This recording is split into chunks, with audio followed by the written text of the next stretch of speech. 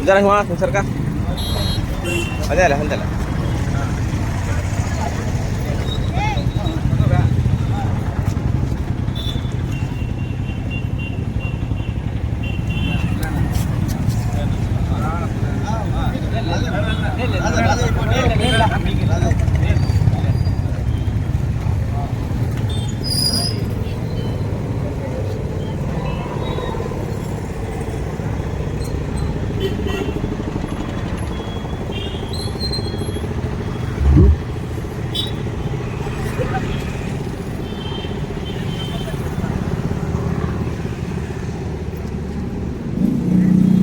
भाई कल पीछे भाई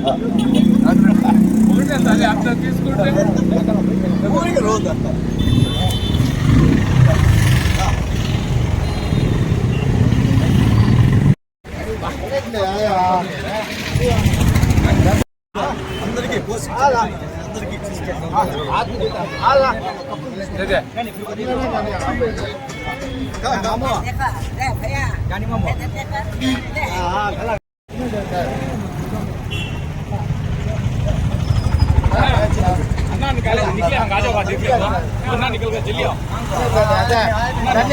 जल्दी हम आ जाओ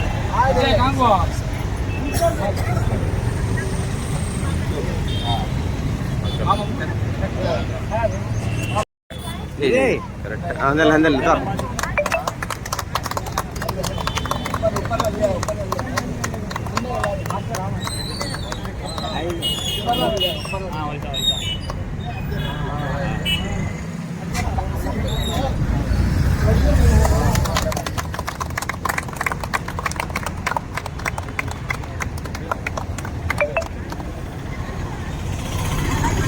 जोहार इंडिया, जोहार इंडिया, जोहार India, India, India, India. RPL 2026. We are not going to be able to do VSI.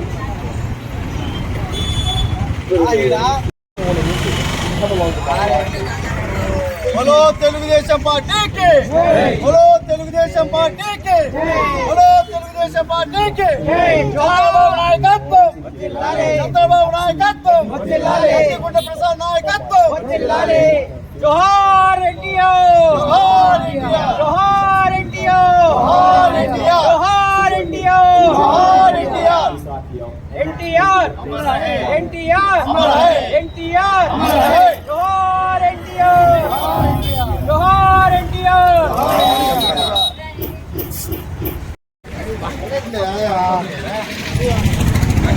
ना ले बुला ले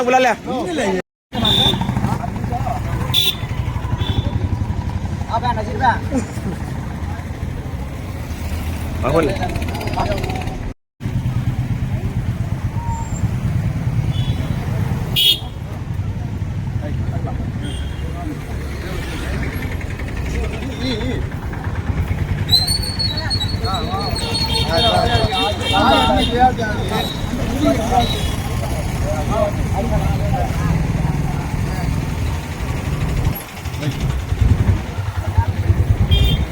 तो आजा माँ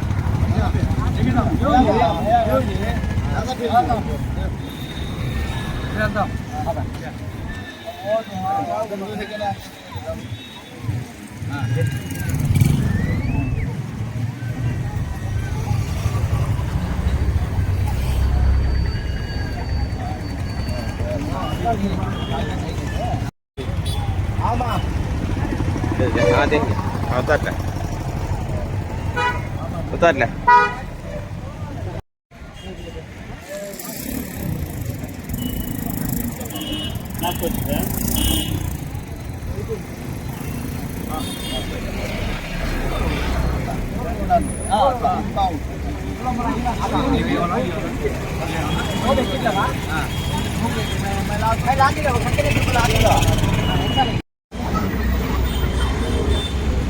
భారతదేశంలో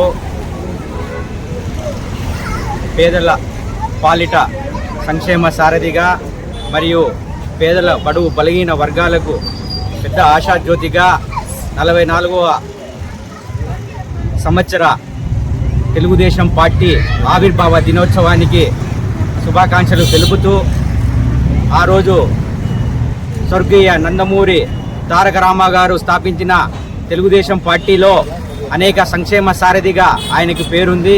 ఆయన ప్రవేశపెట్టిన అనేక సంక్షేమ పథకాలైతే ఈరోజు భారతదేశం అంతయు పాటిస్తున్నారని చెప్పడంలో అతిశయోక్తి లేదు. అలాగే అలాంటి వరవడిని అందుకున్న మన నారా చంద్రబాబు నాయుడు గారు రాష్ట్రంలో అనేక విధాలైన సంస్కరణలు తెచ్చి ఈరోజు వరకు కూడా అమరావతికి కూడా కావాల్సిన అనేక పథకాలైతేమి అనేక సంక్షేమాలైతేమి రాష్ట్రంలో అవలంబిస్తున్నట్టు సంతోషించిన విషయం. రాష్ట్రంలో అనేక సంక్షేమాలు అమలు చేస్తున్న నారా చంద్రబాబు నాయుడు గారికి మరియు నారా లోకేష్ గారికి ప్రత్యేక ధన్యవాదాలు తెలుపుతూ ఈరోజు ఈ యొక్క పార్టీ ఆవిర్భావ దినోత్సవంలో నేతలు చాలా మంది ఉంటారు.